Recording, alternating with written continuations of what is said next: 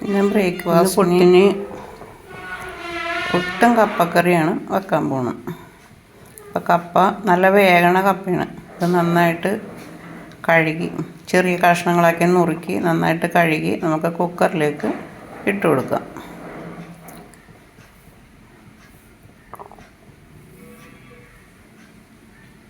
സാധാരണ നമ്മൾ കപ്പ മേടിച്ച് കഴിഞ്ഞാൽ പുഴുങ്ങി മീൻ കറിയും കൂട്ടിയൊക്കെയല്ലേ കഴിക്കണം.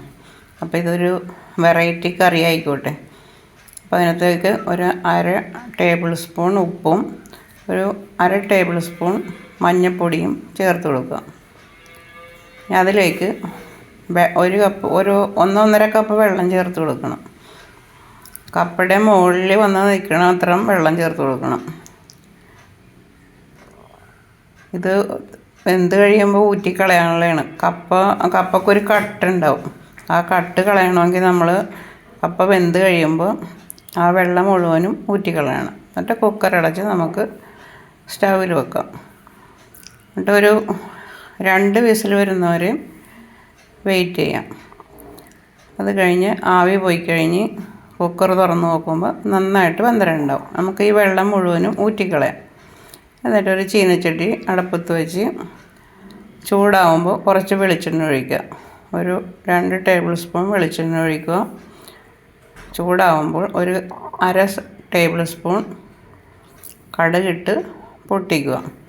ഇനി വേണ്ടത് ഒരു സവാള ചെറിയ കഷ്ണങ്ങളാക്കി നുറുക്കിയത്, ഒരു 5-6 വെളുത്തുള്ളി, 2 പച്ചമുളക്, ഇത്തിരി കറിവേപ്പില എല്ലാം കൂടി അതിലേക്ക് ചേർക്കുക. ചേർത്ത് നന്നായിട്ട് ഫ്രൈ ചെയ്യുക. നന്നായിട്ട് മൂക്കട്ടെ. മൂത്ത് കഴിയുമ്പോൾ നമുക്ക് അതിലേക്ക് ചതച്ച് വെച്ച മുളകും കൂടി ചേർത്ത് കൊടുക്കണം. മഞ്ഞൾപ്പൊടി ഓൾറെഡി നമ്മൾ കപ്പ പുഴുങ്ങിയപ്പോൾ ചേർത്തിട്ടുണ്ട്. അപ്പോൾ നമുക്കിനി 1/2 ടേബിൾ സ്പൂൺ ചതച്ച മുളക് ചേർത്ത് കൊടുക്കാം. അതിൻ്റെ പച്ചമണം മാറുന്നവരെ ഒന്ന് ഇളക്കി കൊടുത്തിട്ട് നമുക്ക് ഊറ്റി വെച്ച കപ്പ അതിനകത്തേക്ക് ചേർത്ത് കൊടുക്കാം.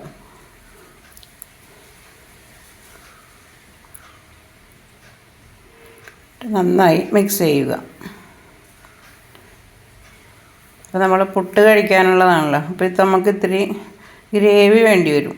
അപ്പോൾ നമുക്ക് എന്ത് ചെയ്യാം, ഒരു 1/2 ഗ്ലാസ് തിളപ്പിച്ച വെള്ളം അതിനകത്തേക്ക് ചേർത്ത് കൊടുക്കുക. പച്ചവെള്ളം ചേർക്കരുത്. പച്ചവെള്ളം ചേർത്ത് കഴിഞ്ഞാൽ ഈ കപ്പക്കറിയുടെ ടേസ്റ്റ് തന്നെ മാറിപ്പോവും. അപ്പോൾ നമുക്ക് 1/2 ഗ്ലാസ് തിളച്ച വെള്ളം അതിനകത്തേക്ക് ചേർത്ത് മിക്സ് ചെയ്യുക. നന്നായി മിക്സ് ചെയ്യുക. എന്നിട്ട് ഈ സമയത്ത് നമുക്ക് ഉപ്പ് ഉണ്ടോയെന്ന് നോക്കണം. നമ്മൾ ഉപ്പും മഞ്ഞൾപ്പൊടി ഇട്ടാണ് വേവിച്ചെങ്കിലും വെള്ളം ഊറ്റിക്കളഞ്ഞപ്പോൾ ചിലപ്പോൾ ഉപ്പ് കുറവ് വരാൻ ചാൻസ് ഉണ്ട്. അപ്പോൾ ഉണ്ടോയെന്ന് നോക്കുക. ആവശ്യം ഉണ്ടെങ്കിൽ മാത്രം ഉപ്പ് ചേർക്കുക. അപ്പോൾ ഇവിടെ ഇപ്പോൾ ആവശ്യത്തിന് ഉപ്പുണ്ട്. അപ്പോൾ ഇനി നമുക്ക് ഒരു 5 മിനിറ്റ് ഇതൊന്ന് മൂടി വെക്കാം. എല്ലാം കൂടെ ഒന്ന് മിക്സ് ആകാൻ വേണ്ടി മൂടി വെക്കാം. ആ സമയം കൊണ്ട് നമുക്ക് 2 പപ്പടം കൂടി കാച്ചിയെടുക്കാം.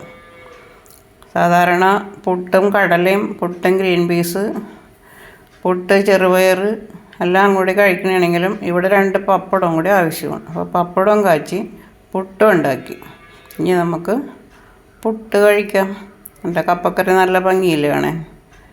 അപ്പോൾ ഇതേപോലെ ഈ ചെറുപ്പക്കാരായ പെൺപിള്ളേർക്കൊന്നും ഈ കപ്പക്കറി ഉണ്ടാക്കാൻ അറിഞ്ഞുകൂടാന്ന് പറയുന്നുണ്ട്. അതുകൊണ്ട് ഞാനിതൊന്ന് ചെയ്ത് കാണിക്കണേ കേട്ടോ. വലിയവർക്ക് വേണ്ടെങ്കിൽ വേണ്ട. അപ്പോൾ ഇത് നോക്കിയാൽ നല്ല ഭംഗിയില്ലേ. ഈ വീഡിയോ ഇഷ്ടമായാൽ ലൈക്ക് ചെയ്യുക, കമൻറ്റ് ചെയ്യുക, സബ്സ്ക്രൈബ് ചെയ്യുക.